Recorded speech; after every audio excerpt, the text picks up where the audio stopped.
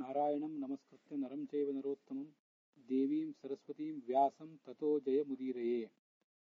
M ಶೈವಾಃ ಸಮುಪಾಸತೆ Shiva ಇತಿ ಬ್ರಹ್ಮೇತಿ ವೇದಾಂತಿನಃ ಅರ್ಹನ್ನಿತ್ಯಥ ಜೈನಶಾಸನರತಾಃ ಕರ್ಮೇತಿ ಮೀಮಾಂಸಕಾಃ ಬೌದ್ಧಾ ಬುದ್ಧ ಇತಿ ಪ್ರಮಾಣಪಟವಃ ಕರ್ತೇತಿ ನೈಯಾಯಿಕಾಃ ಸೋಯಂ ವೋ ವಿದಧಾತೋ ವಾಂಛಿತಫಲಂ ತ್ರೈಲೋಕ್ಯನಾಥೋ ವಿಭುಃ.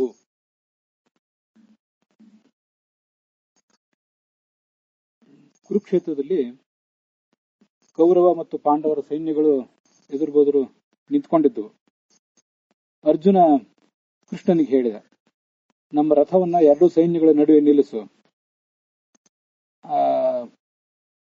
ಶತ್ರುಗಳ ಸೈನ್ಯದಲ್ಲಿ ಯಾರ್ಯಾರು ಯುದ್ಧಕ್ಕೆ ಬಂದಿದ್ದಾರೆ, ಮೂರ್ಖನಾದಂಥ ಈ ದುರ್ಯೋಧನನ ಅಪೇಕ್ಷೆಗನುಸಾರವಾಗಿ ಅವನ ಪರವಾಗಿ ಹೋರಾಟ ಮಾಡುವುದಕ್ಕೆ ಯಾರು ಬಂದಿದ್ದಾರೆ, ನಾನು ಯಾರನ್ನು ನೋಡ್ಬೇಕಾಗಿದೆ, ಅದಕ್ಕಾಗಿ ರಥ ಒಂದನ್ನ ಅಲ್ಲಿ ನಿಲ್ಲಿಸು ಅಂತ ಹೇಳಿದ. ಆಗ ಈ ಕೃಷ್ಣ ಎರಡೂ ರಥಗಳ ಮಧ್ಯೆ ರಥವನ್ನು ನಿಲ್ಲಿಸಿದ. ಅಲ್ಲಿ ಭೀಷ್ಮ, ದ್ರೋಣ ಇವರೆಲ್ಲ ಇದ್ರು, ಅನೇಕ ಜನ ರಾಜರಿದ್ರು. ಉವಾಚ ಪಾರ್ಥ ಪಶ್ಯೈತಾನ್ ಸಮವೇತಾನ್ ಕುರುನಿತಿ. ಇಲ್ಲಿ ಎಲ್ಲಾ ಕೌರವರು ಇದ್ದಾರೆ, ಇವ್ರನ್ನ ನೋಡು ಅಂತ ಹೇಳಿದ. ಅರ್ಜುನ ಅವ್ರನ್ನೆಲ್ಲ ನೋಡಿದ. ಅಲ್ಲಿ ತನ್ನ ತಂದೆಗೆ ಸಮಾನರಾದವರಿದ್ರು, ಅಜ್ಜನಿಗೆ ಸಮಾನರಾದವರಿದ್ರು, ಮತ್ತೆ ಗುರುಗಳಿದ್ರು, ಸೋದರ ಮಾವಂದರಿದ್ರು, ಸಹೋದರರಿದ್ರು, ಮಕ್ಕಳಿಗೆ ಸಮಾನರಾದವರಿದ್ರು, ಮೊಮ್ಮಕ್ಕಳಿದ್ರು, ಗೆಳೆಯರಿದ್ರು, ಶ್ವಶುರಾನ್ ಸೋದರ ಹೆಣ್ಣು ಕೊಟ್ಟಂತಹ ಮಾವಂದರು, ಇಂಥವರೆಲ್ಲ ಅನೇಕ ಜನ ಅಲ್ಲಿದ್ರು. ಎರಡೂ ಕಡೆ ಕಾಣಿಸಿದ್ರು ಅವನಿಗೆ. ಎರಡೂ ಕಡೆ ಸೈನ್ಯದಲ್ಲಿದ್ದವರು ಸಂಬಂಧಿಕರೇ. ಇದನ್ನ ನೋಡಿದಾಗ ಕೃಪಯಾ ಪರ್ಯಾವಿಷ್ಟ ವಿಷೀದನ್ ನಿಗಮಬ್ರವೀತ್. ಆಗ ಅವನ ಮನಸ್ಸಿಗೆ ಕರುಣೆ ಹುಟ್ಟಿತು, ಕನಿಕರ ಹುಟ್ಟಿತು. ಇಂಥವ್ರನ್ನೆಲ್ಲ ಎದುರಿಸಿ ನಾನು ಯುದ್ಧ ಮಾಡ್ಬೇಕಲ್ಲ, ಇದರಿಂದ ನನ್ಗೇನ್ ಲಾಭ ಅಂತ ಅವನಿಗೆ ಅನ್ಸಿತು. ದುಃಖ ಆಯ್ತು. ಕೃಷ್ಣನಿಗೆ ಹೇಳಿದ, ದೃಷ್ಟ್ವೇಮಂ ಸ್ವಜನಂ ಕೃಷ್ಣ ಯುಯುತ್ಸುಂ ಸಮುಪಸ್ಥಿತಂ. ನಮ್ಮ ಜನರೇ ಇದ್ದಾರೆ ಎಲ್ಲಾ ಕಡೆ. ನನ್ನ ಎಲ್ಲಾ ಅಂಗಾಂಗಗಳು, ಶರೀರದ ಪ್ರತಿಯೊಂದು ಅವಯವ, ಹೋರಾಟ ಮಾಡಬೇಕಾದಂತಹ ತೋಳುಗಳು, ನನ್ನ ಮನಸ್ಸು, ಮುಖ, ಕಣ್ಣು ಇವೆಲ್ಲ ಸೊರಗಿ ಹೋಗ್ತಿವೆ, ಬಾಯಿ ಒಣಗಿ ಹೋಗ್ತಿದೆ. ಮತ್ತೆ ನನ್ನ ಇಡೀ ಮೈಯಲ್ಲಿ ನಡುಗ್ತಿದೆ ನನ್ನ ಮೈ. ಮತ್ತೆ ದುಃಖದಿಂದ, ಕರುಣೆಯಿಂದ ರೋಮಾಂಚನ ಆಗಿ ನನ್ನ ರೋಮಗಳೆಲ್ಲ ಸೆಟೆದು ನಿಂತಿವೆ. ಗಾಂಡೀವ ಅಂತ ನನ್ನ ಧನಸ್ಸು, ಅರ್ಜುನನ ಧನುಸ್ಸಿನ ಹೆಸರು ಗಾಂಡೀವ ಅಂತ. ಅದು ಸುಮಾರೊಂದು 20,000 ಕಿಲೋದಷ್ಟು ತೂಕ ಇತ್ತು. ಸುಮ್ಮನೆ ಯಾವುದೋ ಸಾಮಾನ್ಯವಾದ ಧನಸ್ಸಲ್ಲ ಅದು, ಬಹಳ ತೂಕ. ನಾನು ನಿರ್ದಿಷ್ಟವಾಗಿ ಅದನ್ನ ನನಗೆ ಹೇಳಿ ನೆನಪಾಗ್ತಿಲ್ಲ, ಹಿಂದೆ ಮಹಾಭಾರತದೊಳಗೆ ಹೇಳಿದ್ದೆ. ಅಷ್ಟು ತೂಕ ಇರುವಂತಹ ಧನಸ್ಸು. ಸಾಮಾನ್ಯರಿಗೆ ಆ ಧನಸ್ಸನ್ನು ಎತ್ತಲಿಕ್ಕೆ ಬರ್ತಿರ್ಲಿಲ್ಲ. ಅರ್ಜುನ, ಭೀಮ, ಕೃಷ್ಣ ಇಂಥವ್ರು 3-4 ಜನರನ್ನು ಬಿಟ್ರೆ ಬೇರೆ ಯಾರಿಗೂ ಆ ಧನುಸ್ಸನ್ನು ಎತ್ತಲಿಕ್ಕೂ ಬರ್ತಿರ್ಲಿಲ್ಲ. ಸಾಮಾನ್ಯವಾಗಿ ಧನುಸ್ಸಿಗೆ ಯಾವತ್ತೂ ಹಗ್ಗ ಕಟ್ಟಿ ಇಟ್ಟಿರೋದಿಲ್ಲ. ಯುದ್ಧ ಮಾಡಬೇಕಾದ ಪ್ರಸಂಗ ಬಂದಾಗ ಹಗ್ಗನ್ನ ಆ ಧನುಸ್ಸಿನ ಎರಡೂ ತುದಿಗೆ, ಒಂದು ತುದಿಗೆ ಅದು ಕಟ್ಟಿದ್ದಿರ್ತದೆ, ಅದನ್ನ ಹಾಗೆ ಸುತ್ತಿಟ್ಟಿರ್ತಾರೆ. ಯುದ್ಧದ ಪ್ರಸಂಗ ಬಂದಾಗ ಇನ್ನೊಂದು ತುದಿಗೆ ಅದನ್ನ ಕಟ್ಟಬೇಕು, ಆ ಧನಸ್ಸನ್ನು ಬಗ್ಗಿಸಬೇಕು, ಸ್ವಲ್ಪ ಅದನ್ನು ಮಣಿಸಿ ಇನ್ನೊಂದು ತುದಿಗೆ ಅದನ್ನು ಕಟ್ಟಬೇಕು. ಕಟ್ಟಿದಾಗ ಅದು ಯುದ್ಧಕ್ಕೆ ಸಿದ್ಧ ಆಗ್ತದೆ. ಆಗಿನ ಕಾಲಕ್ಕೆ ಬರೀ ಹಗ್ಗಗಳಿರ್ತಿರ್ಲಿಲ್ಲ, ಉಕ್ಕಿನ ದಾರ ಇರ್ತಿತ್ತಂತ ಕೆಲವು ಧನಸ್ಸುಗಳಿಗೆ. ಅಂತಹ ಬಲಿಷ್ಠವಾದ ಧನಸ್ಸುಗಳೆಲ್ಲ ಇತ್ತು.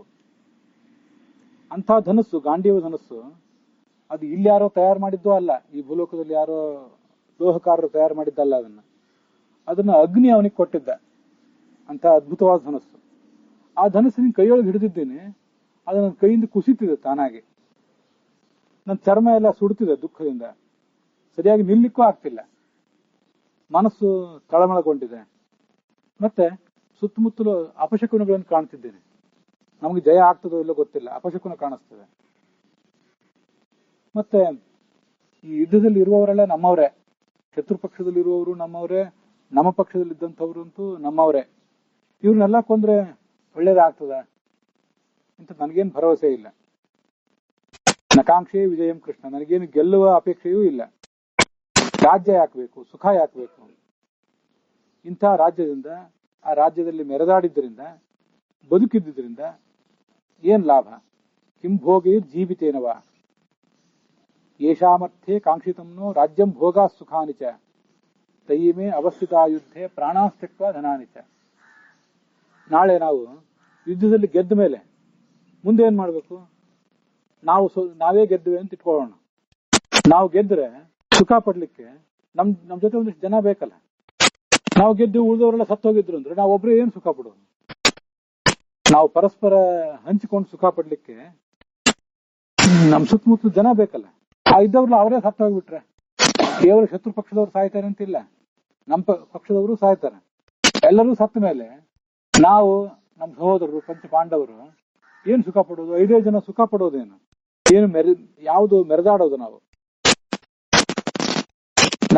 ನಮ್ಮವರಾದವರೆಲ್ಲರೂ ಕೂಡ ನಮ್ಮ ಪಕ್ಷದವರು, ಶತ್ರು ಪಕ್ಷದವರು ಜೀವದ ಆಸೆಯನ್ನು ತೊರೆದು ತಮ್ಮ ಸಂಪತ್ತೆಲ್ಲ ತಮಗೆ ಸಿಗ್ತದೋ ಇಲ್ಲೊಂದು ನಿಶ್ಚಿತ ಇಲ್ಲ. ಯುದ್ಧ ಅಂದ ಮೇಲೆ ಎರಡೂ ಕಡೆ ಏನೂ ಆಗಬಹುದು. ಅಂತ ಪ್ರಾಣಕ್ಕೂ ತನ್ನ ಪ್ರಾಣವನ್ನು ಪಣಕ್ಕೆ ಇಟ್ಟು ಅವರೆಲ್ಲ ಯುದ್ಧಕ್ಕೆ ಬಂದಿದ್ದಾರೆ. ಇಲ್ಲಿ ಗುರುಗಳಿದ್ದಾರೆ, ತಂದೆಗೆ ಸಮಾನರಾದವರು, ಮಕ್ಕಳು, ಅಜ್ಜಂದರು, ಸೋದರ ಮಾವಂದರು, ಮತ್ತೆ ಹೆಣ್ಣು ಕೊಟ್ಟ ಮಾವಂದರು, ಮೊಮ್ಮಕ್ಕಳು, ಭಾವ ಮೈದುನರು, ಎಲ್ಲಾ ತರದ ಸಂಬಂಧಿಗಳು ಇಲ್ಲಿದ್ದಾರೆ. ಒಂದ್ ವೇಳೆ ಅವರೇ ನನ್ನನ್ನು ಕೊಲ್ಲಿ, ನಾನು ನನ್ನ ಶಸ್ತ್ರ ಕೆಳಗಿಟ್ಬಿಡ್ತೇನೆ. ಅವರೇ ಒಂದ್ ವೇಳೆ ಕೊಲ್ಲುವುದಿದ್ರೆ ಕೊಲ್ಲಿ, ನನ್ಗೆ ಅದರಿಂದ ಏನಾಗ್ಬೇಕಾಗಿದೆ? ಇದು ಯಾವುದೋ ಒಂದು ಭೂಮಿ, ಈ ಒಂದು ಭಾರತ ದೇಶ, ಅಲ್ಲೊಂದು ಹಸ್ತಿನಾವತಿ, ಈ ಸಾಮ್ರಾಜ್ಯ ಸಿಕ್ಕೇನು? ಈ ಸಾಮ್ರಾಜ್ಯ ಅಲ್ಲ. ಒಂದ್ ವೇಳೆ ಇಂದ್ರನ ಸಾಮ್ರಾಜ್ಯ ನನಗೆ ಸಿಗುವಂತಿದ್ರು ಅದು ಬೇಡ, ಅದರಿಂದ ನನ್ಗೇನ್ ಲಾಭ ಇಲ್ಲ. ಅವರೇ ನನ್ನ ಕೊಲ್ಲುವಂತಿದ್ರೆ ಕೊಂದು ಬಿಡ್ಲಿ. ಈ ಧೃತರಾಷ್ಟ್ರನ 100 ಜನ ಮಕ್ಕಳನ್ನು ಕೊಂದಿದ್ರಿಂದ ನನಗೇನ್ ಲಾಭ? ಪಾಪನೇ ಬರೋದಲ್ಲ. ಇವರು ನಮಗ್ ಹಾನಿ ಮಾಡ್ಲಿಕ್ಕೆ ಬಂದವರು ನಿಶ್ಚಿತ, ಅದ್ರ ಬಗ್ಗೆ ಏನು ಸಂಶಯ ಇಲ್ಲ. ನಮಗೆ ತೊಂದರೆ ಕೊಡ್ಲಿಕ್ಕೆ ಇವರಿದ್ದವರು, ಯಾವತ್ತು ನಮ್ಮನ್ನ ಆತರ ಹಿಂಸಿಸ್ತಿದ್ದಾರೆ. ಆದ್ರೆ ಅವ್ರನ್ನ ಕೊಂದಿದ್ರಿಂದ ನಮಗೇ ಪಾಪ ಬರೋದಲ್ಲ ಈ ಹತ್ಯೆಯಿಂದ. ಆದ್ರಿಂದ ನಮ್ಮವರಾದಂತಹ ಈ ಕೌರವರನ್ನ ಯಾಕೆ ಕೊಲ್ಲಬೇಕು? ನಮ್ಗೆ ಆದ್ರಿಂದ ಆಗೋ ಸುಖ ಏನು?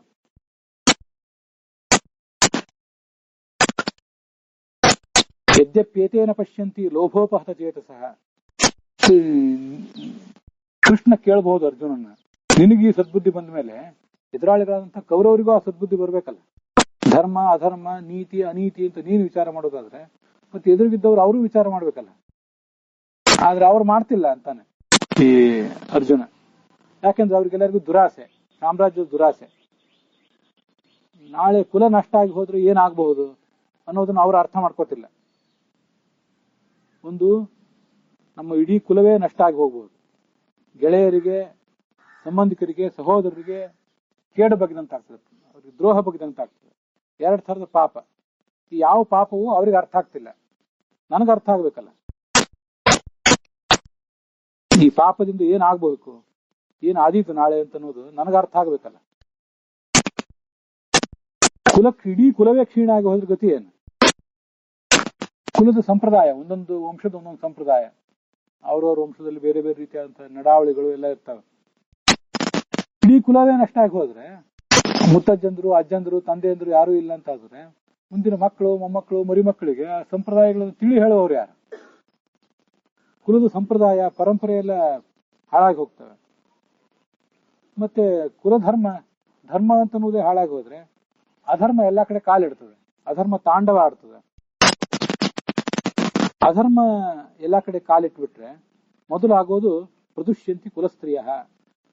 ನಮ್ಮ ಕುಲದ ಹೆಣ್ಣು ಮಕ್ಕಳೆಲ್ಲ, ಸ್ತ್ರೀಯರೆಲ್ಲ ಹಾಳಾಗಿ ಹೋಗ್ತಾರೆ, ತಪ್ಪಿ ನಡೀತಾರೆ. ಮೊದಲು ಆಗೋದು ಹೆಂಗಸರ ಮೇಲೆ ಪರಿಣಾಮ. ಆ ಹೆಂಗಸರು ಕೆಟ್ಟರೆ ಇಡೀ ಸಮಾಜ ಎಲ್ಲ ಹಾಳಾಗಿ ಹೋಗ್ತದೆ. ಜಾಯತೆ ವರ್ಣಸಂಕರ.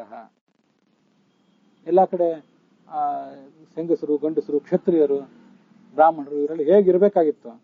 ವೈಶ್ಯರು, ಕೆಲವರೆಲ್ಲ ವ್ಯಾಪಾರ ಮಾಡುವವರು, ಕ್ಷತ್ರಿಯರು ಹೋರಾಟ ಮಾಡುವವರು, ಬ್ರಾಹ್ಮಣರು ಕೆಲವರು ಬೌದ್ಧಿಕ ಕಾರ್ಯಗಳನ್ನು ಮಾಡುವವರು, ಇವರೆಲ್ಲ ತಮ್ಮ ತಮ್ಮ ಕರ್ತವ್ಯಗಳನ್ನ ಕಳ್ಕೊಂಡ್ ಬಿಡ್ತಾರೆ. ಎಲ್ಲರೂ ಅಧರ್ಮದಲ್ಲಿ ಮುಳುಗಿ ಎಲ್ಲರೂ ಹಾಳು ಮಾಡ್ಕೊಂಡ್ ಬಿಡ್ತಾರೆ. ಮತ್ತೆ ಇದರಿಂದ ಏನಾಗ್ತದೆ? ಇಂಥ ಕಲಬೆರಕೆಯಿಂದಾಗಿ ಸಮಾಜ ಎಲ್ಲ ಕುಲ ಹಾಳಾಗ್ತದೆ. ಕುಲ ಹಾಳಾದ್ರೆ ಸಮಾಜನೂ ಹಾಳಾಗ್ತದೆ. ಕೊನೆಗೆ ಎಲ್ಲಾರು ಸೇರಿ ನರಕಕ್ಕೆ ಹೋಗ್ಬೇಕಾಗ್ತದೆ. ಮತ್ತೆ ಎಲ್ರೂ ಸತ್ತು ಹೋದ್ರೆ ಇಲ್ಲಿ ಪಿಂಡ ಪ್ರದಾನ ಮಾಡೋರು ಯಾರು? ಮಕ್ಕಳು, ಮೊಮ್ಮಕ್ಕಳು, ಮರಿಮಕ್ಕಳು ಅಂತ ಯಾರಾದ್ರೂ ಇದ್ರೆ ನಮ್ಮ ಅಜ್ಜಂದರು, ತಂದೆ, ಮುತ್ತಜ್ಜ ಅವ್ರಿಗೆಲ್ಲರಿಗೂ ಪಿಂಡ ಪ್ರದಾನ ಮಾಡ್ತಿರ್ತಾರೆ. ಎಲ್ಲರೂ ಸತ್ತು ಹೋಗ್ಬಿಟ್ರೆ ಪಿಂಡ ಪ್ರದಾನ ಮಾಡೋರು ಯಾರು? ಮತ್ತೆ ಅಮಾವಾಸ್ಯೆ ಇಂತಹ ದಿವಸ ಬಂದ್ರೆ ಎಳ್ಳು ನೀರು ಹಿಡಿದು ತರ್ಪಣ ಕೊಡ್ತಾರೆ. ಈ ತರ ಇಲ್ಲಿ ನೀರು ಹಿಡಿದು ತರ್ಪಣ ಕೊಡ್ತಿರ್ತಾರೆ. ಈ ಪಿತೃಪಕ್ಷದೊಳಗೆ ಅಥವಾ ಪ್ರತಿ ಅಮಾವಾಸ್ಯೆ ಅಥವಾ ತಂದೆ ತಾಯಿ ತೀರ್ಕೊಂಡ ದಿವಸ ಇದೆಲ್ಲ ಇಲ್ಲಿ ನೀರ್ ಹಾಕಿ ಎಳ್ಳು ಹಿಡಿದು ತರ್ಪಣ ಕೊಡ್ತಿರ್ತಾರೆ. ಈ ತರ್ಪಣ ಕೊಡ್ಲಿಕ್ಕೆ ಯಾರು ಇಲ್ಲ, ಎಲ್ಲ ಇದ್ದವ್ರನ್ನ ಸತ್ತೇ ಹೋಗ್ಬಿಟ್ಟಿದ್ದಾರೆ. 3 ತಲೆಮಾರು ಆದ್ಮೇಲೆ ತಿಂದಿದೆಲ್ಲ ಹೋಗ್ಬಿಡ್ತದೆ.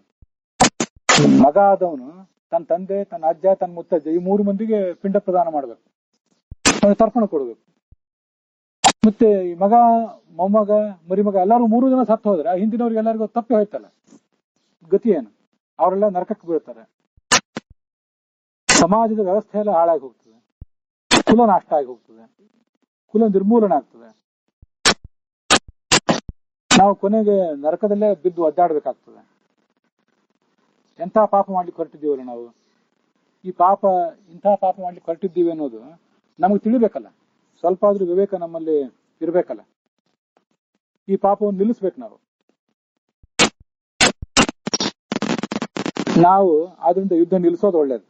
ಯುದ್ಧ ನಿಲ್ಲಿಸಿ ಬಿಟ್ರೆ, ನಿರಾಯುಧರಾಗಿ ಆಯುಧಗಳನ್ನು ಕೆಳಗಿಟ್ಟು ನಾನು ನಿಂತು ಬಿಟ್ರೆ, ಆ ಕೌರವರು ನನ್ನನ್ನು ಆಯುಧ ಪಾಣಿಗಳಾಗಿ ಬಂದು ನನ್ನನ್ನು ಕೊಂದು ಹಾಕಿದ್ರು ಅದೇ ನನಗೆ ಒಳ್ಳೇದು. ನಾನು ಅವ್ರನ್ನ ಕೊಂದು ಪಾಪ ಕಟ್ಕೊಳ್ಳೋದಕ್ಕಿಂತ ಅವರೇ ನನ್ನನ್ನು ಕೊಂದು ಮುಗಿಸಿಬಿಟ್ರೆ ಅದನ್ನ ಸ್ವರ್ಗಕ್ಕಾದ್ರೂ ಹೋಗ್ತೇನೆ. ನನ್ನ ಕೈಯಿಂದ ಹಿಂಸೆ, ಈ ಪಾಪ ತಪ್ಪಿತಲ್ಲ, ಅದು ನನಗೆ ಅದೇ ಯೋಗ್ಯ. ಏವಂ ತ್ವಾರ್ಜುನ ಸಂಖ್ಯೆ ರಥೋಪಸ್ಥ ಉಪಾವಿಶತ್ ವಿಸೃಜ್ಯ ಸಶರಂ ಚಾಪಂ ಶೋಕ ಸಂವಿಘ್ನ ಮಾನಸಃ. ಇಷ್ಟೆಲ್ಲ ಹೇಳಿದೆ. ಹೇಳಿ ಆ ಬಿಲ್ಲು, ಬಾಣ ಅದನ್ನೆಲ್ಲ ಕೆಳಗೆ ಬಿಸಾಕಿ ರಥದಲ್ಲಿ ಕೂತ್ಕೊಂಡ್ಬಿಟ್ಟ. ಯುದ್ಧ ಬೇಡ ಅಂತ ಹೇಳಿ ರಥದ ನಡುವೆ ಕೂತ್ಕೊಂಡ್ಬಿಟ್ಟ. ಅಲ್ಲಿಗೆ 1ನೇ ಅಧ್ಯಾಯ ಸಮಾಪ್ತ ಆಗಿದೆ.